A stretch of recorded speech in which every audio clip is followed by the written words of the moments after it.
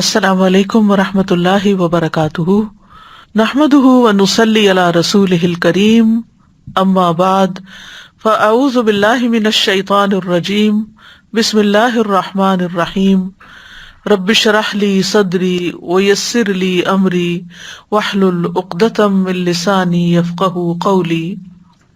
ان اللہ وملائکتہ یصلون علی النبی یا ایہا الذین آمنوا صلوا علیہ وسلموا تسلیما۔ ان اللہ وملائکتہ یصلون علی النبی یا ایہا الذین آمنوا صلوا علیہ وسلموا تسلیما۔ بے شک اللہ اور اس کے فرشتے نبی پر صلات بھیجتے ہیں، اے لوگو جو ایمان لائے ہو اس پر صلات بھیجو اور سلام بھیجو، خوب سلام بھیجنا۔ پیغمبر وہ انسان ہوتے ہیں جنہیں اللہ تعالیٰ اپنی رسالت کے لیے اپنا پیغام انسانوں تک پہنچانے کے لیے چن لیتے ہیں، پھر ان کی زندگیاں اس کام کے لیے وقف ہو جاتی ہیں۔ وہ تعلیم و تدریس اور اپنی عملی زندگی کی مثال کے ذریعے لوگوں کو اللہ کی عبادت اور دنیا میں رہنے کا طریقہ سکھاتے ہیں، اس کے لیے وہ خوب محنت کرتے ہیں۔ جو لوگ ان کی بات نہیں مانتے ان کی مخالفت برداشت کرتے ہیں، ان کی طرف سے آنے والی اذیتیں بھی برداشت کرتے ہیں۔ ابتدا سے ہی حضرت آدم علیہ السلام کے زمانے سے ہی ایسے نبی اور رسول آتے رہے جو لوگوں کو اللہ کی باتیں بتاتے رہے۔ ان میں سے سب سے آخر میں اللہ تعالیٰ نے محمد صلی اللہ علیہ وسلم کو اپنا پیغمبر بنا کر بھیجا۔ آپ کی زندگی میں ہر قسم کے لمحات آئے، لیکن آپ صابر و شاکر بندہ بن کر رہے۔ آپ پر دین مکمل ہوا۔ آپ کا ساری انسانیت پر بہت بڑا احسان ہے کہ آپ نے تمام تر مشکلات کے باوجود اللہ کا کلام مکمل طور پر ہم سب کے لیے پہنچا دیا۔ اس احسان عظیم کا اعتراف کرتے ہوئے ہم سب پر لازم ہے کہ ہم آپ کے لیے دعائیں کریں، آپ سے محبت رکھیں، آپ کی اتباع کریں اور آپ پر کثرت سے درود و سلام بھیجیں۔ تو آج ہم درود و سلام کے موضوع پر ہی گفتگو کریں گے، سورۃ الاحزاب کی آیت نمبر 56 کے حوالے سے، کیا ایمان والو نبی صلی اللہ علیہ وسلم پر خوب صلاۃ و سلام بھیجو۔ اس میں ہم دیکھتے ہیں کہ اللہ سبحانہ تعالیٰ کی طرف سے بھی صلاۃ ہے، ملائکہ کی طرف سے بھی صلاۃ ہے، اور پھر ہمیں صلاۃ بھیجنے کا حکم دیا گیا ہے۔ تو اس کا مطلب کیا ہوا؟ اس کا مطلب یہ ہے کہ اللہ سبحانہ تعالیٰ مقرب فرشتوں کے پاس نبی صلی اللہ علیہ وسلم پر تعریفی کلمات بھیجتے ہیں، اور اس کے فرشتے نبی صلی اللہ علیہ وسلم پر درود بھیجتے ہیں اور آپ کے لیے دعائیں کرتے ہیں۔ تو ہمیں ایمان والوں کو یہ کہا گیا ہے کہ ہم بھی اس رسول کی تصدیق کریں، اس کی شریعت پر عمل کریں، اور بطور تحفہ آپ کی تعظیم کرتے ہوئے آپ پر درود و سلام بھیجیں۔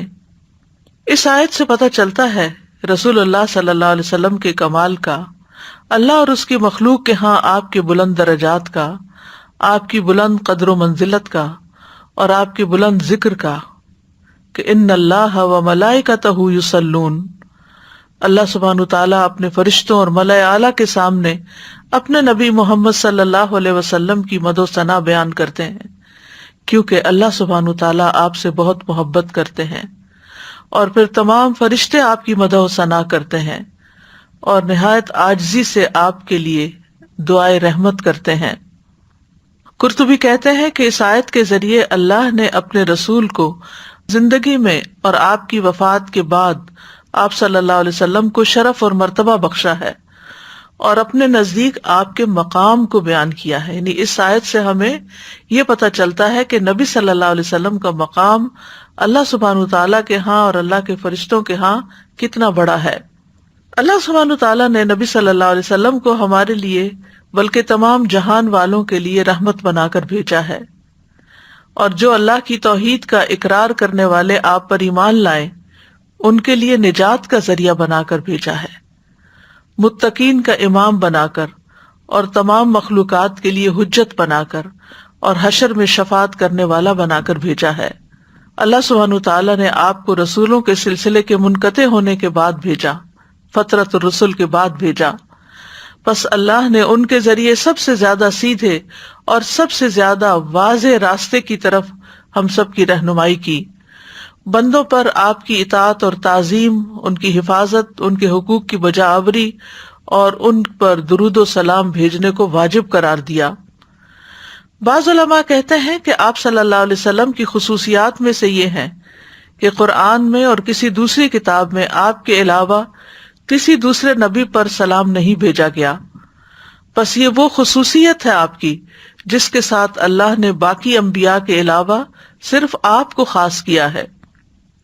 اسی طرح ابن عاشور کہتے ہیں کہ ازواج النبی کے بارے میں احکامات کے بعد یہ آیت آئی ہے، یعنی سورۃ الاحزاب میں، تو اس میں رسول اللہ صلی اللہ علیہ وسلم کی ثنا اور آپ کے مقام کی خبر دی جا رہی ہے، اور یہ کہ ان احکامات کا آپ کے مقام و مرتبہ کے مطابق اجرا ہے، یعنی نبی صلی اللہ علیہ وسلم کا جتنا بڑا مقام اور مرتبہ ہے اسی اعتبار سے آپ سے متعلق جو احکامات ہیں ان کو سنجیدگی سے لینا چاہیے۔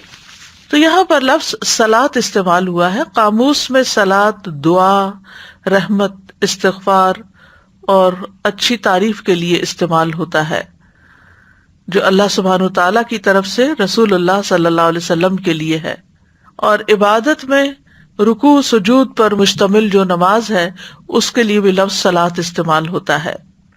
تو اللہ سبحانہ وتعالیٰ کی صلاۃ سے مراد کیا ہے کہ اللہ تعالیٰ اپنے نبی محمد صلی اللہ علیہ وسلم کی تعریف کرتے ہیں، اور اللہ کی تعریف صرف تعریف نہیں بلکہ اللہ تعالیٰ کی رحمت اور اللہ تعالیٰ کی رضامندی بھی ہے کہ اللہ تعالیٰ آپ سے راضی ہیں۔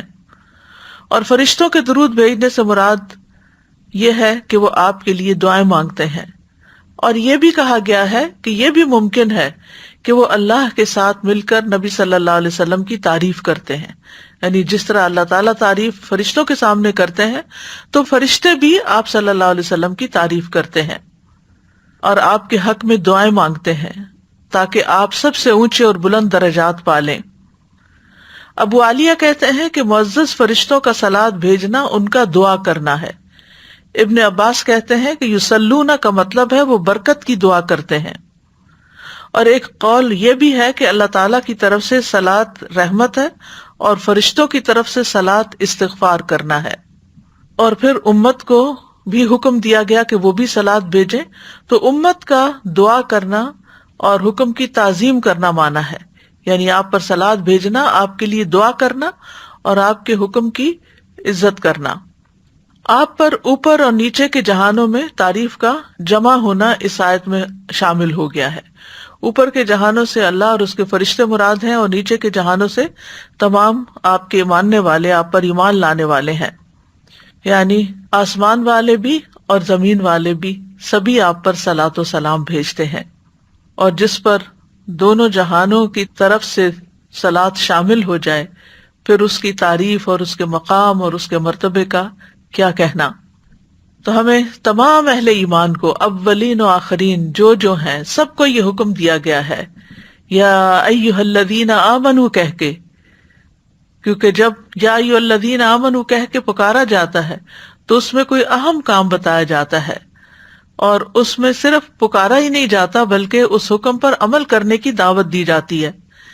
یہی وجہ ہے کہ ابن مسعود کہتے ہیں رضی اللہ عنہ کہ جب اللہ تعالیٰ یا ایھا الذین آمنوا فرمائے تو اپنے کان لگا دیں، پوری توجہ کریں اس بات کی طرف، کان لگا کر سنیں، یا تو وہ کوئی بھلائی کی بات ہوگی جس کا حکم دیا جا رہا ہوگا، یا کوئی شر ہوگا جس سے منع کیا جا رہا ہوگا۔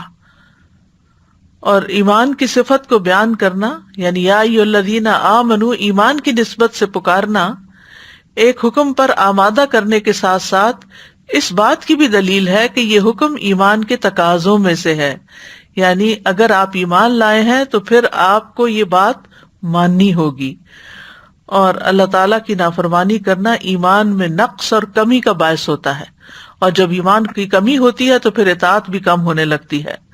تو یا ایھا الذین آمنوا صلوا علیہ، یعنی اے ایمان والو آپ کے لیے رحمت کی دعائیں کریں، آپ کی تعظیم کریں، آپ کے درجات کی بلندی کی دعائیں کریں۔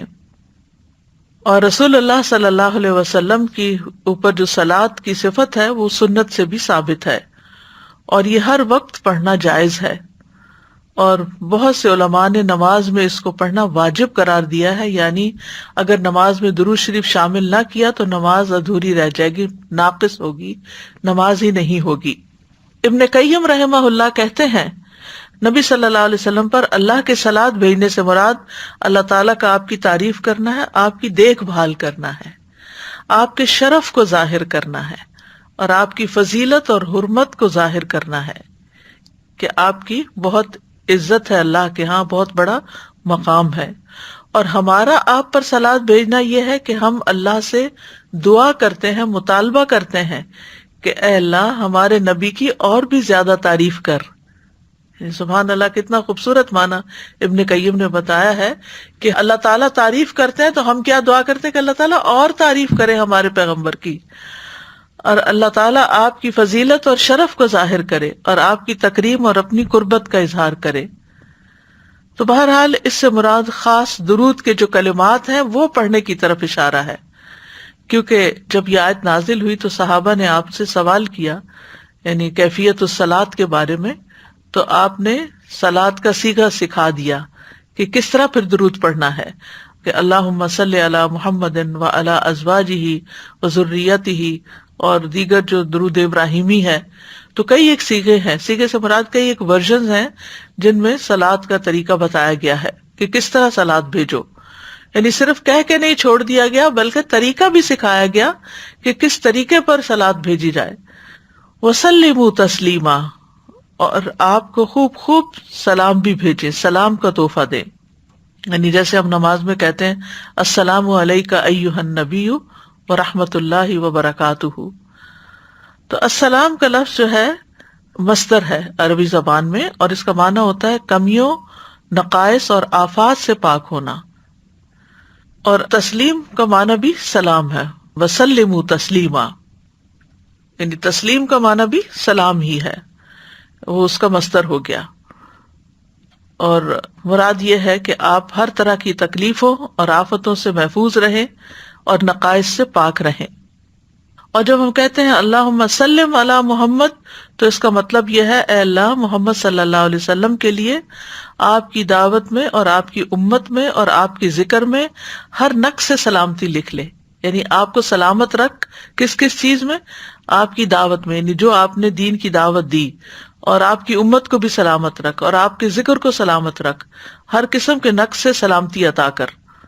تو یوں جب سے آپ صلی اللہ علیہ وسلم نبی بنے ہیں اور جب سے یہ درود کا حکم آیا ہے، جب سے آپ پر درود بھیجا جا رہا ہے اور یہ دعائیں مستقل ہوتی چلی جا رہی ہیں، تو گزرتے دنوں کے ساتھ ساتھ آپ کے مرتبے اور شرف میں بھی اضافہ ہوتا چلا جا رہا ہے، اور آپ کی امت کی تعداد میں بھی اضافہ ہوتا چلا جا رہا ہے، اور آپ کا ذکر خیر ہر جگہ بلند ہو رہا ہے۔ دنیا کا کوئی علاقہ اب ایسا نہیں کہ جہاں مساجد نہ ہوں، اور وہاں پر اشہد ان لا الہ الا اللہ کے بعد اشہد ان محمدًا عبدہ ورسولہ نہ کہا جائے، اور پھر اذان سننے کے بعد جو دعا ہے تو اس میں درود شریف بھی ہے، اور اس میں اللہم رب ھذہ الدعوۃ التامہ میں وآت محمدا الوسیلۃ والفضیلۃ وابعثہ مقاما محمودا، مقام محمود کی دعا بھی آپ کے لیے کی گئی ہے۔ تو نبی صلی اللہ علیہ وسلم کے لیے سلامتی کی دعائیں کرنا ہم سب کے لیے لازم قرار پایا، کہ آپ کے جسم کی سلامتی، آپ کے دین کی سلامتی، آخرت کے دن کی سلامتی۔ اور پھر یہ کہ السلام کا لفظ جو ہے یہ اللہ کے اسماء حسنی میں سے بھی ہے، یعنی اللہ تعالیٰ سلامتی دینے والا ہے۔ السلام علی النبی کا مطلب ہے آپ کے لیے ہر آنے والی آفت سے آپ کو سلامتی عطا ہو، نہ صرف یہ کہ دنیا میں بلکہ قیامت کے دن کی ہولناکیوں سے بھی، پلسرات وغیرہ سے بھی، یعنی ہر جگہ آپ سلامت ہو۔ پھر اسی طرح آپ کی شریعت سلامت رہے، آپ کی سنت کی حفاظت ہو، اور بیکار اور ایسے لوگ جو نبی صلی اللہ علیہ وسلم کی عزت نہیں کرتے، ان کے ہاتھوں شریعت اور سنت کی بے حرمتی سے بھی بچنے کی دعا ہے ایک طرح سے۔ تو بہرحال یہ صلاۃ و سلام جو ہے اس کو ہم اردو میں درود پڑھنا کہتے ہیں، یعنی عام جو مفہوم ہے اس کا وہ درود پڑھنا ہے۔ تو اللہ اور اس کے فرشتے آپ پر درود بھیجتے ہیں، جیسے سورۃ الاحزاب کی آیت نمبر 43 میں بھی آتا ہے هو الذی یصلی علیکم وملائکتہ لیخرجکم من الظلمات الی النور وَكَانَ بِالْمُؤْمِنِينَ رَحِيمًا، وہی ہے جو تم پر صلات بھیجتا ہے اور اس کے فرشتے، تاکہ وہ تمہیں اندھیروں سے روشنی کی طرف نکال لائے، اور وہ ایمان والوں پر ہمیشہ سے نہایت مہربان ہے۔ اور نبی صلی اللہ علیہ وسلم پر درود بھیجنا اللہ کے حکم کی تعمیل ہے، یعنی جب ہمیں کہا گیا یا ایھا الذین آمنو، تو پھر ہم اپنے کان لگا کر سنتے ہیں اور پھر یہ درود شریف پڑھتے بھی ہیں۔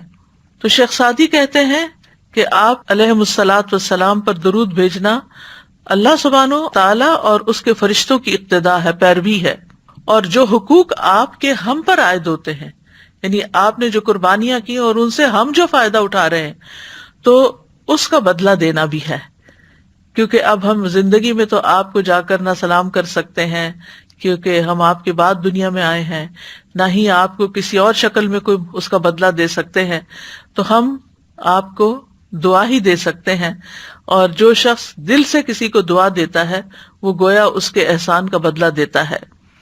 اور پھر اس کے ساتھ ساتھ صرف یہ نہیں کہ دعا ہے اور احسان کا کوئی بدلہ چکا رہے ہیں، بلکہ یہ پڑھنا ہمارے اپنے ہی لیے فائدہ مند ہے، کیونکہ درود پڑھنے سے نیکیاں بڑھ جاتی ہیں اور گناہوں کا کفارہ ہو جاتا ہے۔ درود پڑھنا جو ہے ایمان کی علامت ہے، کیونکہ نبی صلی اللہ علیہ وسلم نے فرمایا تم میں سے کوئی شخص مومن نہیں ہو سکتا جب تک میں اس کے نزدیک اس کے والد، اس کی اولاد اور تمام لوگوں سے زیادہ محبوب نہ ہو جاؤں۔ تو گویا جب ہم آپ پر درود بھیجتے ہیں تو وہ ہماری محبت کا اظہار بھی ہوتا ہے، یعنی محبت کے تقاضوں میں سے ایک تقاضا کیا ہے کہ ہم آپ پر درود بھیجیں، اور نیک اور تقرب والے اعمال میں سے بھی ہے۔ پھر اسی طرح نبی صلی اللہ علیہ وسلم پر درود بھیجنا آپ کی عزت کرنے کی علامات میں سے بھی ہے، یعنی جہاں ہم آپ سے محبت کرتے ہیں اس محبت کو درود کے ذریعے ظاہر کرتے ہیں۔ اسی طرح قرآن مجید میں جو ہمیں حکم ملا ہے کہ ہم آپ کی عزت کریں، تو یہ عزت کی علامت بھی ہے۔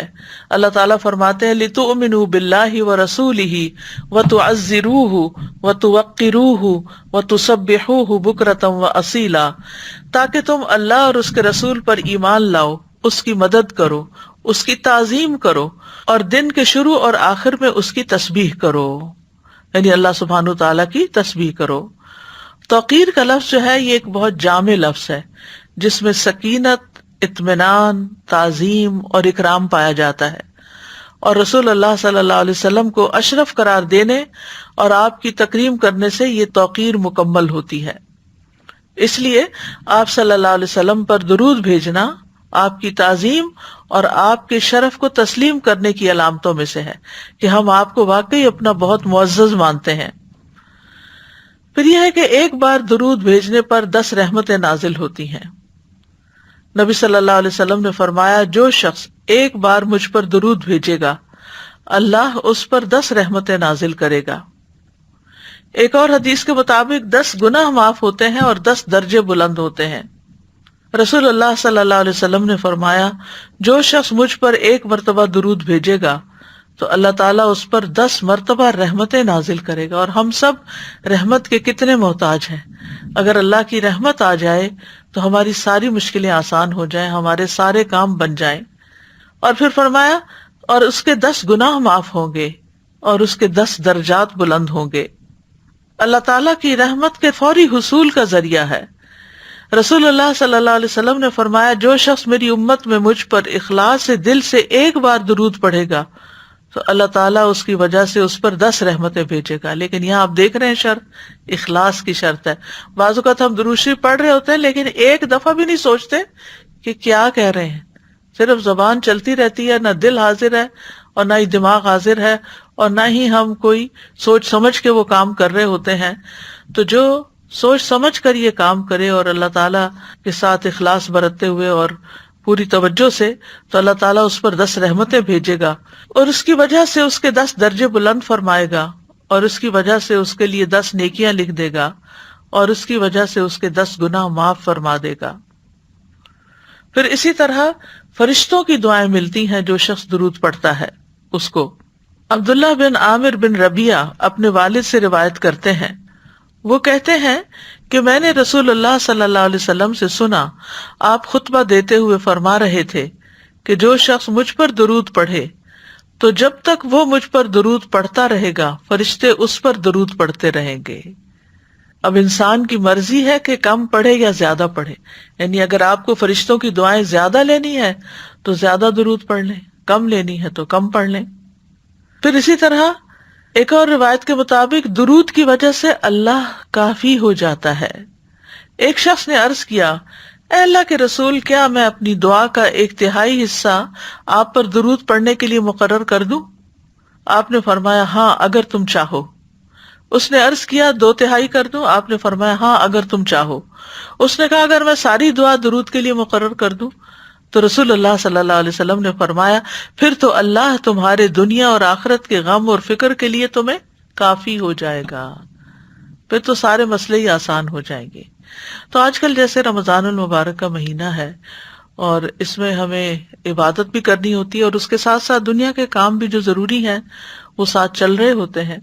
تو بعض اوقات مثلاً افطار کا ٹائم ہے اور ہمیں دعائیں بیٹھ کر یکسوئی کے ساتھ ایک جگہ مانگنے کا وقت نہیں ملتا، تو ہم عصر کے بعد کچھ حصہ دعاؤں کے لیے ضرور مختص کریں، لیکن اس کے بعد جب گھر کا کام بھی ہو اور ذمہ داریاں بھی ہوں جن سے کوئی فرار نہیں انسان کو، تو اس کے ساتھ ساتھ کام کاج کرتے ہوئے آپ درود پڑھتے جائیں.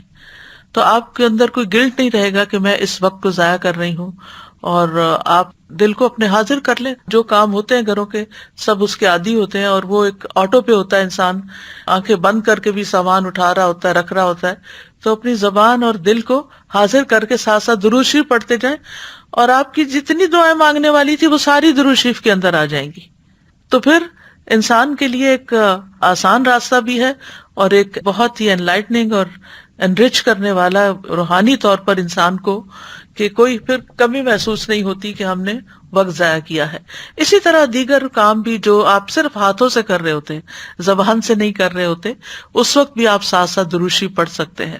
اور بیچ میں اگر کوئی خاص دعا بھی یاد آئے تو 2 دفعہ درود کے بیچ میں ایک دعا اپنے لیے کر لیں زبانی، پھر درود شریف پڑھنے شروع کریں. پھر دل میں آپ دیکھیے کہ ہمارا دل تو کسی وقت خیالات سے خالی رہتا ہی نہیں، تو ان خیالات میں بعض اوقات کوئی پریشانی ہوتی ہے، وہ پریشانی ایک بار نہیں بار بار وہی چیز دماغ میں آتی چلی جاتی ہے اور انسان پریشان رہتا ہے.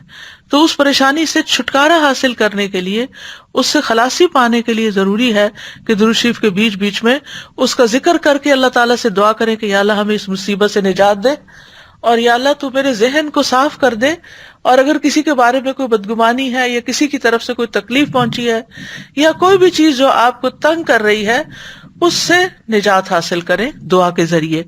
کیونکہ بہت دفعہ ایسا ہوتا ہے کہ ہم لوگوں کو نہیں بدل سکتے، لوگوں کے رویوں میں تبدیلی نہیں لا سکتے، لیکن اگر ہمارا اپنا ہی دل اچھا ہو جائے تو لوگ جو کرتے ہیں کرتے رہیں. دنیا بھر میں کروڑوں بلینز ٹریلینز کی تعداد میں لوگ موجود ہیں جو معلوم نہیں کیا کچھ کر رہے ہیں، اور ہمیں ان سے کیا واسطہ. تو اسی طرح اگر ہماری جان پہچان کا کوئی شخص کوئی ایسی حرکت کر رہا ہے جو ہمیں اذیت دے رہی ہے، تو ہم اس کو بھی انہی میں شامل کر دیں کہ اور بھی لوگ اس طرح کی حرکتیں کر رہے ہیں، اگر یہ بھی کر رہے ہیں تو کرتے رہیں، لیکن ہم اس کے بارے میں پریشان نہ ہوں. تو پھر یہ ہے کہ برکتیں بھی ہوتی ہیں. جب کام کاج کے دوران آپ درود شریف پڑھ رہے ہوتے ہیں تو اس کام میں، آپ کے وقت میں، آپ کی صحت میں، طاقت میں بھی برکت پیدا ہو جاتی ہے. رسول اللہ صلی اللہ علیہ وسلم نے فرمایا مجھ پر درود بھیجا کرو، کیونکہ مجھ پر درود بھیجنا تمہارے لیے باعث برکت ہے، اور میرے لیے اللہ سے وسیلہ کا بھی سوال کیا کرو. وسیلہ جنت میں ایک مقام ہے جو صرف ایک شخص کو ملے گا، اور نبی صلی اللہ علیہ وسلم فرماتے ہیں مجھے امید ہے کہ وہ میں ہوں گا. تو امت کو آپ کے لیے وہ مقام مانگنا چاہیے. آت محمد الوسیلۃ، یہ وسیلہ وہی مقام ہے. پھر یہ ہے کہ ہم جو درود پڑھتے ہیں وہ نبی صلی اللہ علیہ وسلم تک پہنچتا بھی ہے. رسول اللہ صلی اللہ علیہ وسلم نے فرمایا جو شخص ایک بار مجھ پر درود بھیجے گا اللہ اس پر 10 رحمتیں نازل کرے گا. اس پر ایک فرشتہ مقرر ہے جو وہ مجھ تک پہنچاتا ہے، یعنی جتنا بھی درود ہوتا ہے وہاں تک پہنچ جاتا ہے کہ فلاں فلاں آپ کے لیے درود بھیج رہا ہے. کیونکہ درود پڑھنے والے کے نام کے ساتھ نبی صلی اللہ علیہ وسلم تک درود پہنچایا جاتا ہے. رسول اللہ صلی اللہ علیہ وسلم نے فرمایا مجھ پر کثرت سے درود بھیجا کرو، کیونکہ اللہ نے میری قبر کے پاس ایک فرشتہ مقرر کیا ہے، جب میرا امتی مجھ پر درود بھیجتا ہے تو وہ فرشتہ مجھ سے کہتا ہے اے محمد فلاں بن فلاں نے ابھی آپ پر درود بھیجا ہے۔ اور اس سے کوئی فرق نہیں پڑتا، کیونکہ انبیاء کے معجزات بھی ہوتے ہیں، وہ چیزیں جو ہمیں عام زندگی میں مشکل لگ رہی ہوتی ہیں، وہ عالم برزخ ایک اور یہ عالم ہے، اس میں وہ چیزیں کسی اور طرح سے ہوں گی، یعنی ٹائم اور اسپیس سے باہر نکل جاتے ہیں نا، تو پھر ان کو ٹائم اور اسپیس کے ساتھ نہیں ناپیں کہ اگر 1,00,000 لوگ پڑھ رہے تو کیا 1,00,000 کا نام بتائے گا۔ فرشتے کے لیے بتانا مشکل نہیں، اور نبی صلی اللہ علیہ وسلم کے لیے جاننا مشکل نہیں۔ اور پھر یہ کہ ہر جگہ سے درود آپ پر پہنچایا جاتا ہے۔ حسن بن علی رضی اللہ عنہ سے روایت ہے کہ رسول اللہ صلی اللہ علیہ وسلم نے فرمایا تم کہیں بھی ہو، خشکی پر ہو، پہاڑوں پر ہو، سمندر میں ہو، کہیں بھی ہو، ہوائی جہاز میں بیٹھے ہو، کہیں بھی ہو تو مجھ پر درود بھیجو، کیونکہ تمہارا درود مجھ تک پہنچ جاتا ہے۔ تو بعض لوگ یہ سمجھتے ہیں کہ شاید روضہ مبارک پر جا کر ہی جو درود ہم بھیجتے ہیں وہی پہنچتا ہے اور باقی نہیں، وہ بھی پہنچتا ہے، اور اگر آپ کسی وجہ سے وہاں نہیں جا سکے تو دور سے بھی وہ پہنچ جائے گا۔ پھر درود کی وجہ سے انسان آپ کی شفاعت کا مستحق ہوتا ہے۔ رسول اللہ صلی اللہ علیہ وسلم نے فرمایا جو میرے اوپر درود بھیجتا ہے یا میرے لیے وسیلہ مانگتا ہے، قیامت کے دن اس کے لیے میری شفاعت ثابت ہو جائے گی۔ پھر دعا میں درود پڑھنے کی اہمیت بھی ہے۔ آپ نے فرمایا وہ دعا روک دی جاتی ہے یہاں تک کہ محمد صلی اللہ علیہ وسلم پر درود پڑھا جائے۔ اسی لیے آپ دیکھیے کہ نماز کے اختتام پر جو ہم دعائیں پڑھتے ہیں، رب اجعلنی یا اس کے علاوہ اور دعائیں، تو اس سے پہلے ہم نبی صلی اللہ علیہ وسلم پر یعنی صلاۃ و سلام بھیج چکے ہوتے ہیں، پھر آخر میں ہم دعا پڑھ رہے ہوتے ہیں، تو وہ وقت بھی بہت دعاؤں کی قبولیت کا ہے۔ تو زبانی جو بھی قرآنی اور مسنون دعائیں آپ پڑھنا چاہیں، درود کے اختتام پر سلام سے پہلے آپ پڑھ لیں، کیونکہ سلام کے بعد تو پھر اذکار رہ جاتے ہیں۔ درود نہ پڑھنے والا بخیل قرار پایا۔ رسول اللہ صلی اللہ علیہ وسلم نے فرمایا بخیل وہ ہے جس کے سامنے میرا ذکر ہو اور وہ مجھ پر درود نہ بھیجے۔ درود نہ پڑھنا جنت کا راستہ کھونے کا باعث ہے۔ حسین بن علی رضی اللہ عنہما سے مروی ہے کہ رسول اللہ صلی اللہ علیہ وسلم نے فرمایا جس کے پاس میرا ذکر کیا گیا اور وہ مجھ پر درود بھیجنا بھول گیا، وہ جنت کے راستے سے بھٹک گیا۔ یعنی یہ اتنا امپورٹنٹ ہے کہ جب ہم کسی سے سنیں درود تو ہم فوراً اپنے دل میں پڑھنا شروع کر دیں۔ پھر اسی طرح ایک روایت سے پتہ چلتا ہے درود نہ پڑھنے والے کے لیے دوری اور رسوائی ہے۔ مالک بن حویرث سے مروی ہے، وہ کہتے ہیں کہ رسول اللہ صلی اللہ علیہ وسلم ممبر پر چڑھے، جب پہلی سیڑھی پر چڑھے تو فرمایا آمین، پھر دوسری سیڑھی پر چڑھے تو فرمایا آمین، تیسری سیڑھی پر چڑھے تو فرمایا آمین، پھر فرمایا میرے پاس جبریل آئے تھے علیہ السلام اور فرمایا اے محمد جس نے رمضان کا مہینہ پایا پھر اس کی بخشش نہ ہو سکی تو اللہ اس کو اپنی رحمت سے دور کر دے۔ میں نے کہا آمین۔ فرمایا جس نے اپنے والدین میں سے دونوں یا ایک کو پایا اور آگ میں داخل ہو گیا تو اللہ اس کو اپنی رحمت سے دور کر دے۔ میں نے کہا آمین۔ فرمایا جس کے سامنے آپ کا ذکر آیا اور اس نے آپ پر درود نہیں بھیجا تو اللہ اس کو اپنی رحمت سے دور کر دے۔ کہیے آمین۔ میں نے کہا آمین۔ ایک روایت میں ہے کہ وہ شخص رسوا ہو جس کے سامنے آپ کا نام آیا اور اس نے آپ پر درود نہیں بھیجا۔ میں نے کہا آمین۔ تو صرف یہ کہ فائدہ ہی نہیں بلکہ نہ پڑھنے کے نقصان بھی ہیں، اور خاص طور پر ایسی جگہ پر جہاں آپ کا ذکر ہو رہا ہو اور پھر وہاں آپ پر درود نہ بھیجا جائے۔ درود پڑھنے کے دنیاوی فائدے بھی بہت سے ہیں، جن میں سے ایک صحت ہے، کیونکہ رحمت آتی ہے نا، تو جو رحمت آتی ہے تو پھر تو مشکل سے مشکل مرحلے آسان ہو جاتے ہیں۔ ہو سکتا ہے آپ میں سے کچھ لوگ شیخ صالح المغامسی کا نام جانتے ہوں، بہت بڑے اسکالر ہیں، ان کا ویب سائٹ بھی ہے الراسخون فی العلم، قرآن کی تفسیر بھی انہوں نے کی ہے۔ بہت ایک لمبا عرصہ مسجد قباء کے امام رہے ہیں۔ وہ دل کی ایک بیماری میں مبتلا ہو گئے جس کی وجہ سے ان کو دل کا آپریشن کروانا پڑا۔ یہ 2012 کی بات ہے۔ دل کا آپریشن کروانے کے بعد ان کے لیے ایک عجیب و غریب واقعہ رونما ہوا۔ اس واقعے میں اللہ کی عظمت اور قدرت عیاں اور ظاہر تھی، وہ اللہ جس کے ہاتھ میں سب کچھ ہے۔ شیخ بیان کرتے ہیں کہ 24 گھنٹوں کے بعد جب وہ ہوش میں آئے، یعنی آپریشن کے بعد، تو جو نرس شیخ کی بیماری کے حالات کی نگرانی کر رہا تھا اس نے کہا کہ خون میں کوئی چیز ہے۔ اس نے جو کچھ دیکھا اس نے اسپیشلسٹ ڈاکٹر کو بتایا۔ پھر اس ڈاکٹر نے اپنے گرد 14 ڈاکٹر اور جمع کر لیے، یہاں تک کہ شیخ اس ساری کارروائی سے خوف زدہ ہو گئے، کیونکہ ان کے ارد گرد کے ڈاکٹروں کے چہرے اور ان کے اظہار خیال میں بہت واضح تبدیلی تھی، یعنی مطلب یہ تھا کہ اب یہ بچنے والی کنڈیشن نہیں۔ اور انہوں نے وہ طبی سامان جو اس وقت شیخ کو لگایا ہوا تھا، اس کے بارے میں انہوں نے ایک دوسرے کو ایسے اشارے دیے جو اطمینان بخش نہیں تھے، یعنی یہ ہٹانے پڑیں گے تو اب ختم ہے۔ اور ڈاکٹروں کے جمع ہونے کے بعد ان کے پاس مشاورتی ڈاکٹر آدم لیرے آئے، جو کہ اس آپریشن کے ذمہ دار تھے۔ انہوں نے بتایا کہ کچھ خون ہے جو دل کے آپریشن کے بعد دل پہ جم گیا ہے۔ انہوں نے شیخ کو بتایا، شیخ صالح کو، کہ دوبارہ آپریشن کرنا پڑے گا اور دل کو دوبارہ آپریشن کے لیے کھولنا پڑے گا، کیونکہ جو خون ان کے دل پر جمع ہو گیا ہے وہ خطرناک حالات کی طرف لے جا رہا ہے، یعنی وہ بچنے کی امید نہیں۔ اس بنا پر دل پر جمع ہونے والے خون کا مکمل اخراج ضروری ہے۔ یہ خبر سن کر ان کے ہوش اڑ گئے، وہ اشہد ان لا الہ الا اللہ اور وان محمد رسول اللہ پڑھ رہے تھے کہ جانے کا وقت قریب آ گیا۔ پھر انہوں نے آپریشن کے لیے اپنی رضامندی ظاہر کر دی تو ڈاکٹروں نے ان سے لازمی طبی سامان کو ان سے الگ کر دیا جو اس وقت ان کو لگایا گیا تھا، اور ان کو لے کر دوبارہ آپریشن تھیٹر کی طرف جانے لگے۔ اس لمحے ان کا سامنا ایک لبنانی نرس نے کیا۔ وہ شیخ سے بہت متاثر تھی، یہ بہت مشہور آدمی ہے۔ اس نے دیکھا کہ شیخ پہلا آپریشن ختم ہونے کے بعد خوش نہیں تھے۔ نرس اس بات سے غمزدہ ہوئی کہ ایک ہی دن کے بعد شیخ کو دوبارہ آپریشن کی تکلیف برداشت کرنے کے لیے آپریشن تھیٹر کی طرف لے جایا جا رہا ہے۔ تو اسی وقت نرس نے کہا، یا صالح صلی علی النبی وربی یفرجھا، کہ اے صالح آپ نبی صلی اللہ علیہ وسلم پر درود بھیجیں، اللہ اس بیماری کو دور کر دے گا۔ تو شیخ صالح نے اسے جواب دیتے ہوئے کہا، اللہم صلی علی محمد وعلی آل محمد۔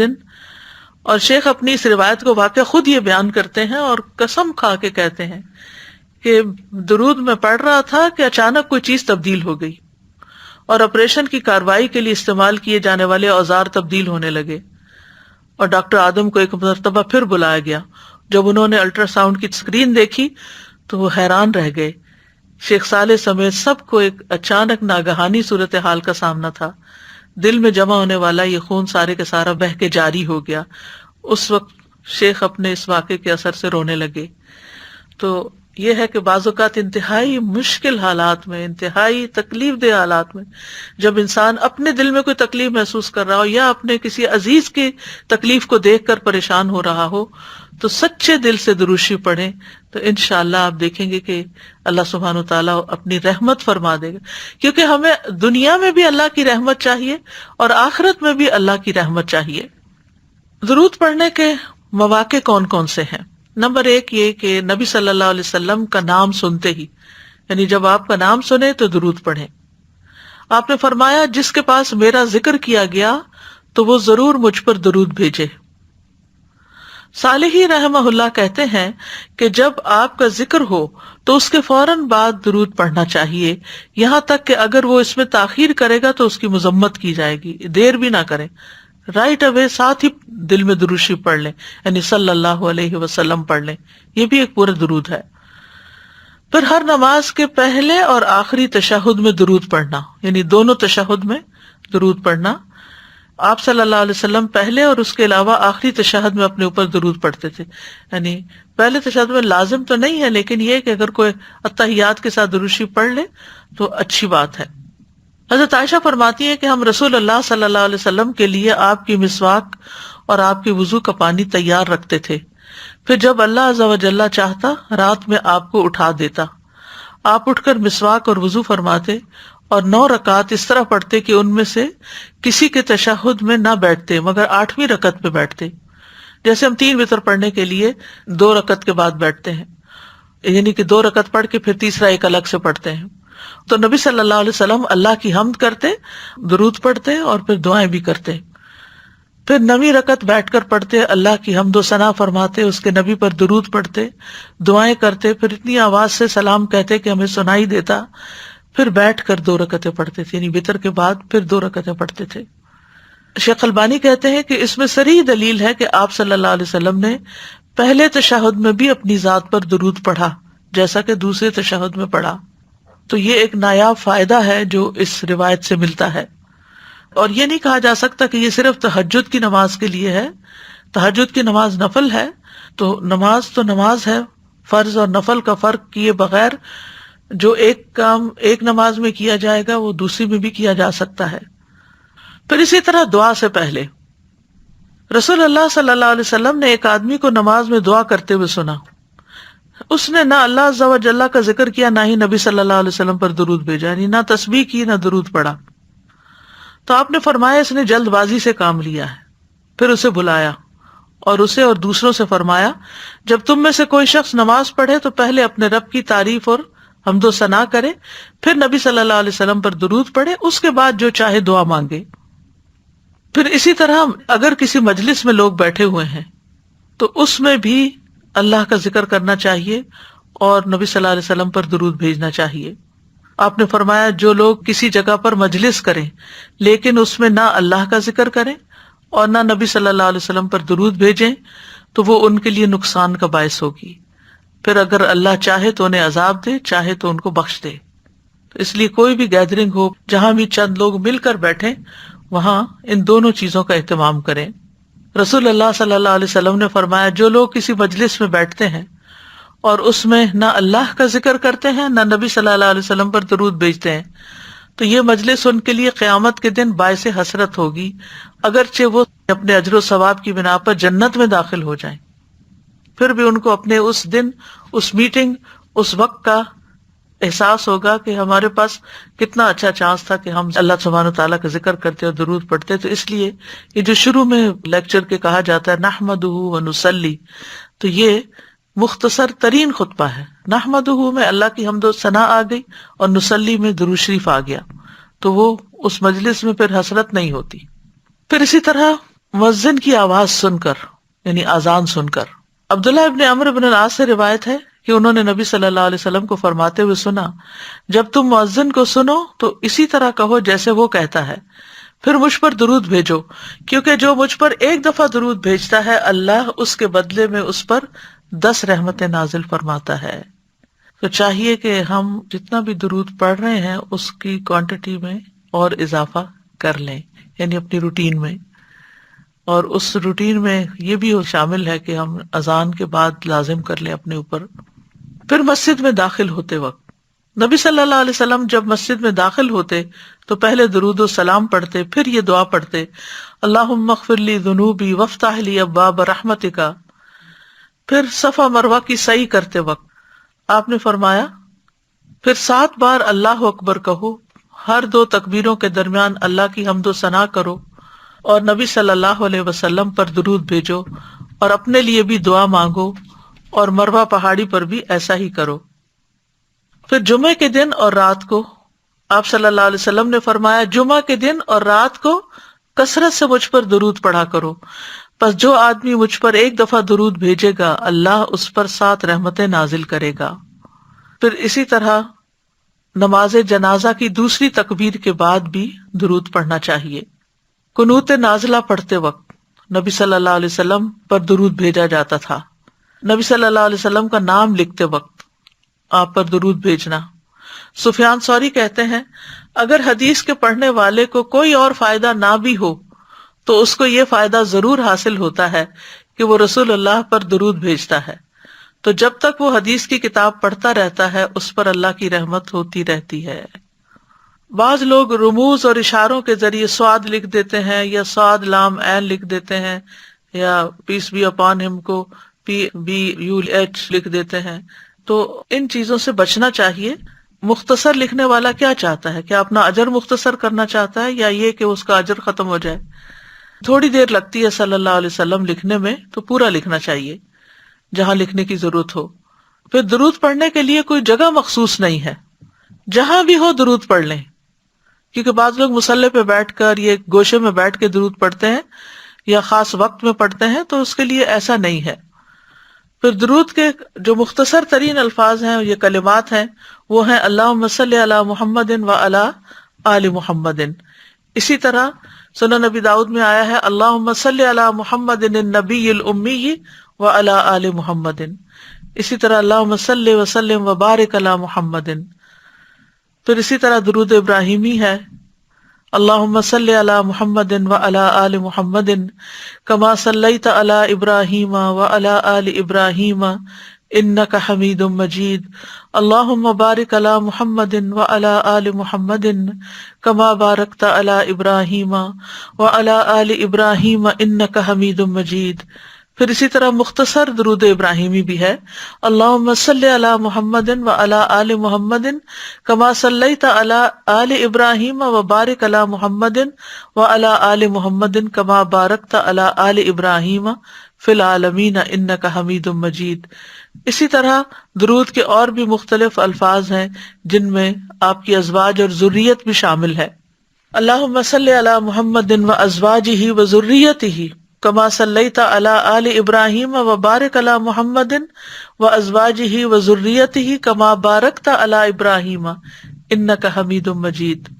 اسی طرح لوگوں نے کچھ درود خود سے بھی بنا لیے ہیں، لیکن بہتر یہی ہے کہ مسنون درود ہی پڑھا جائے۔ اور جہاں تک سلام بھیجنے کا تعلق ہے تو آپ تشہد میں پڑھتے ہیں السلام علیکہ ایھا النبی ورحمۃ اللہ وبرکاتہ، تو یہ درود اور سلام نبی صلی اللہ علیہ وسلم تک پہنچ جاتا ہے۔ السلام تو اللہ کے ناموں میں سے ایک ہے، اس کا مطلب یہ ہے کہ اللہ کی رحمتیں ہوں آپ پر، اور اللہ آپ کا محافظ اور اللہ آپ کا نگہبان ہو، آپ کی حفاظت فرمائے۔ اور جو آپ پر سلام بھیجے اس کے بارے میں آپ نے فرمایا جبریل میرے پاس آئے، انہوں نے مجھے خوشخبری سنائی کہ بے شک اللہ عز و جل فرماتے ہیں کہ جو شخص آپ پر درود بھیجے گا میں اس پر اپنی رحمت نازل کروں گا، اور جو شخص آپ پر سلام بھیجے گا میں اسے سلامتی دوں گا۔ اس پر میں نے اللہ عز و جل کے لیے سجدہ شکر ادا کیا۔ پھر اسی طرح زمین میں کچھ فرشتے گھومتے پھرتے رہتے ہیں اور آپ کی امت کا سلام آپ کو پہنچاتے رہتے ہیں، یہ بات مسند احمد سے پتہ چلتی ہے۔ تشہد میں جب ہم پڑھتے ہیں التحیات للہ والصلوات والطیبات السلام علیکہ ایھا النبی ورحمۃ اللہ وبرکاتہ السلام علینا وعلی عباد اللہ الصالحین اشہد ان لا الہ الا اللہ واشہد ان محمدا عبدہ ورسولہ، تو اس میں آپ نے فرمایا کہ جب تم نے یہ پڑھ لیا تو تم نے اللہ کے ان تمام نیک بندوں کو سلام پہنچا دیا جو زمین و آسمان میں ہیں۔ سبحان اللہ، کتنی مختصر جامع سی دعا ہے لیکن کتنا بڑا فعل اور کتنا بڑا عمل ہے۔ ہمیں تو کبھی یہ خیال بھی نہ آئے کہ سارے لوگوں کو جو زمین و آسمان میں ہیں ان کو سلام بھیجیں۔ کرنے کے کام یہ ہے کہ نبی صلی اللہ علیہ وسلم پر کثرت سے درود بھیجیں تاکہ ہم پر کثرت سے رحمتیں نازل ہوں۔ جمعہ کے دن خصوصی طور پر عام دنوں کی نسبت زیادہ درود پڑھنے کا اہتمام کریں۔ دعا مانگنے سے پہلے اللہ کی حمد بیان کریں، پھر آپ پر درود بھیجیں۔ غموں اور دکھوں سے نجات کے لیے نبی صلی اللہ علیہ وسلم پر درود بھیجیں۔ اللہ کی رحمت کے فوری حصول، فرشتوں کی دعاؤں اور گناہوں کی بخشش کے لیے درود پڑھنے کی عادت ڈالیں۔ آذان ہو تو توجہ سے آذان سنیں، اس کے بعد درود پڑھیں تاکہ کل قیامت کے دن نبی صلی اللہ علیہ وسلم کی شفاعت کے مستحق بنیں۔ آپ کا نام لکھتے وقت مکمل صلی اللہ علیہ وسلم لکھیں اور نبی صلی اللہ علیہ وسلم سے ثابت شدہ الفاظ والا درود ہی پڑھیں، خود سے بنائے ہوئے درود پڑھنے سے گریز کریں۔ اللہ سبحانہ وتعالی ہمیں اس پر عمل کرنے کی توفیق عطا فرمائے۔ وآخر دعوانا ان الحمد للہ رب العالمین۔ سبحانک اللہم وبحمدک اشہد ان لا الہ الا انت استغفرک واتوب الیک۔ السلام علیکم ورحمۃ اللہ وبرکاتہ۔